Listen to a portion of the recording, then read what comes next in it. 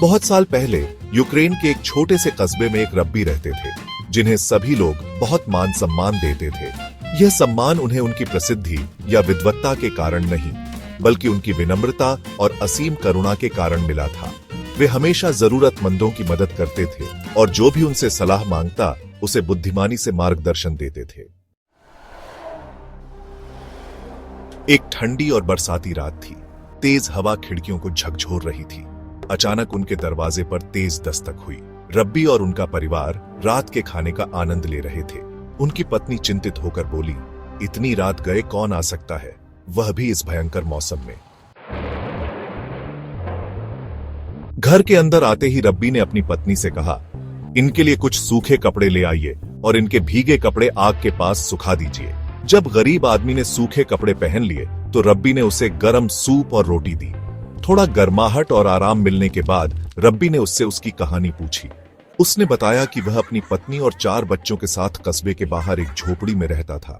उसकी पत्नी गर्भवती थी और उसे कभी कोई स्थायी काम नहीं मिला।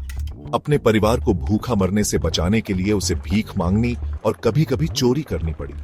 मैं अपने कार्यों पर गर्व नहीं करता, लेकिन मेरे पास कोई और विकल्प नहीं है, उसने उदासी से कहा। मेरी सबसे बड़ी बेटी शादी योग्य हो गई है, लेकिन मैं उसकी शादी के लिए एक पैसा भी नहीं जुटा पाया। यह सोचकर मेरा दिल दुखता है। रब्बी ने उसकी बातें ध्यान से सुनी। वे मानते थे कि जीवन में जो कुछ भी होता है वह ईश्वर की इच्छा से होता है। जब हमें किसी जरूरतमंद की मदद करने का अवसर मिलता है तो हमें इसे ईश्वर का आशीर्वाद समझकर स्वीकार करना चाहिए। रब्बी, रात बहुत हो गई है, बाहर का मौसम यात्रा के योग्य नहीं है। कृपया हमारे घर में रात बिताइए, सुबह हम मिलकर कोई समाधान निकालेंगे। सुबह जब रब्बी की पत्नी उठी तो उन्होंने देखा कि वह अजनबी घर से जा चुका था और उनके कुछ चांदी के बर्तन भी गायब थे।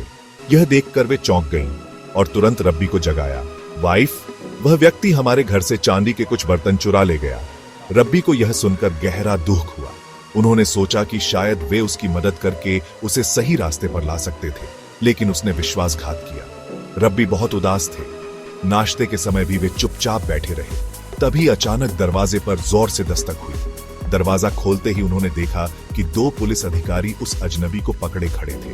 उनमें से एक अधिकारी ने कहा, हमने इस आदमी को संदिग्ध हालत में घूमते हुए पकड़ा। जब हमने इसे पकड़ा तो इसके पास से कुछ चांदी के सामान गिरे। इसे सख्ती से पूछने पर इसने कबूल किया कि यह सामान आपके घर से लिया गया है।